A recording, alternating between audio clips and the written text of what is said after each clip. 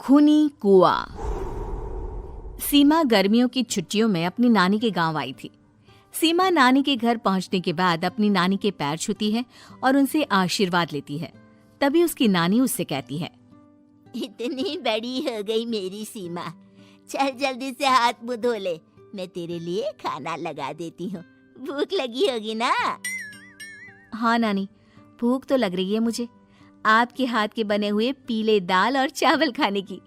कितना टाइम हो गया है मुझे आपके हाथ का बना हुआ दाल चावल खाए हुए। तू तो नौकरी में व्यस्त थी, तो तुझे कहाँ से टाइम मिलेगा अपनी नानी के लिए? और जब इतने टाइम बाद आई है तो ज्यादा टाइम के लिए रुक कर जाएगी तू। हाँ नानी, इस बार पूरे 2 महीने के लिए आई हूँ। सीमा की नानी अंदर जाकर उसके लिए खाना बनाने लगती है। सीमा कमरे में अकेली होती है, तभी उसे किसी औरत के रोने की आवाज सुनाई देती है। वो कभी खिड़की से बाहर झांकती है तो कभी दरवाजे से बाहर झांकती है। उसे समझ में नहीं आ रहा होता है कि आखिर रो कौन रहा है। तभी नानी खाना लेकर आ जाती है। वो अपनी नानी से कहती है, नानी, कोई औरत रो रही है क्या? मैं जब से यहाँ आई हूँ तब से मुझे यहाँ किसी औरत की रोने की आवाज आ रही है। हे भगवान, कहीं ये वही तो नहीं? बोलो ना नानी। अरे कोई नहीं रो रहा, ये तेरे मन का वहम है। और तू ना अब खाना खा ले, ज्यादा यहाँ वहाँ की बातों में ध्यान मत दिया कर। जल्दी से खाना खा और फिर मेरे साथ आ जा मेरे कमरे में, दोनों बैठकर खूब सारी बातें करेंगे। ऐसे ही अगले दिन सीमा अपनी नानी के साथ गांव के बाजार जा रही होती है। उसी रास्ते में फिर से किसी औरत के रोने की आवाज आती है। वो अपनी नानी से कहती है, अरे नानी, क्या सच में तुम्हें अभी भी किसी औरत की रोने की आवाज नहीं सुनाई दे रही? मुझे किसी औरत की बहुत बुरी तरीके से रोने और चीखने की आवाजें आ रही है।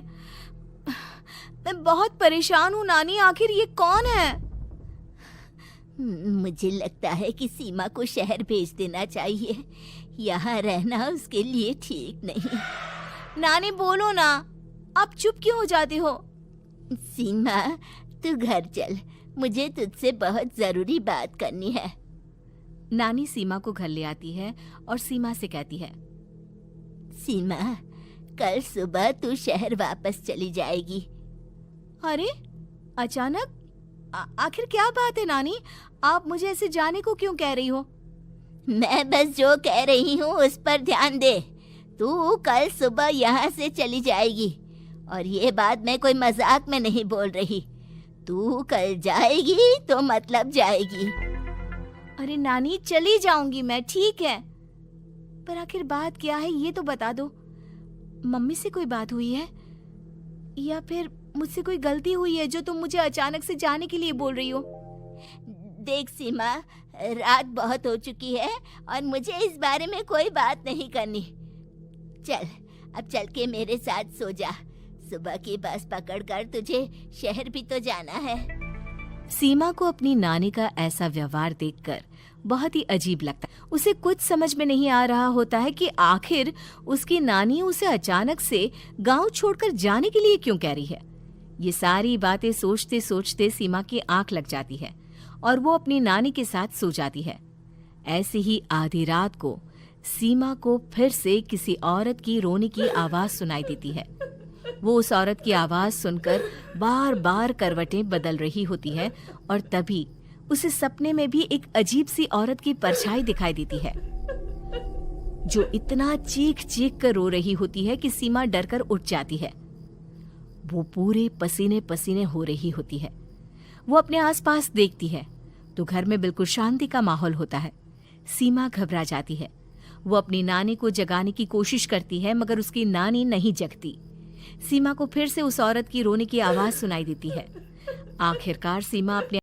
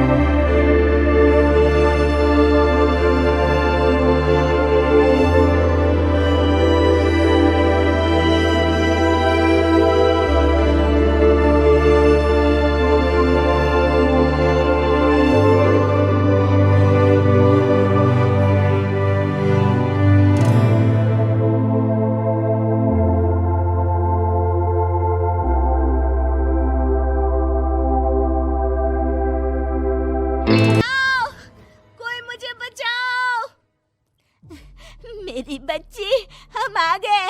हम तुझे बचा लेंगे। नानी, मुझे यहाँ बहुत डर लग रहा है। यहाँ इंसान की कटी हुई मुंडिया, हाथ, पैर और कंकाल है और खून भी है। नानी, मुझे डर लग रहा है। आप सब मेरी मदद कीजिए, नहीं तो ये खूनी कुआं मेरी बच्ची को भी खा जाएगा। अरे मुझे तो ये समझ में नहीं आ रहा कि आखिर इस खूनी कुएं को खोला किसने। सालों पहले इसको इतनी मुश्किलों के बाद तांत्रिक बाबा ने बंद किया था। अरे पूरा गांव खूनी कुएं के बारे में अच्छे से जानता है, तो कोई भी जानबूझकर तो ऐसा करेगा नहीं। मतलब किसी ने अनजाने में इसे खोल दिया है भैया। सीमा को इस बारे में मालूम नहीं था, और जब से वो यहाँ आई थी तभी से उसे किसी औरत के रोने की आवाजें भी सुनाई दे रही थी। कहीं सीमा ने ही तो उसे नहीं खोला। अगर ऐसा है तो फिर सीमा का बचना बहुत मुश्किल है। वहीं कुएं के अंदर सीमा रोते हुए बैठी होती है कि उसे आवाज सुनाई देती है जो कुएं के बाहर खड़े गांव वालों में से किसी को सुनाई नहीं देता। आज सालों के बाद मुझे ताजा खून मिलेगा। तेरा खून पीकर आज मैं अपनी प्यास बुझाऊंगा।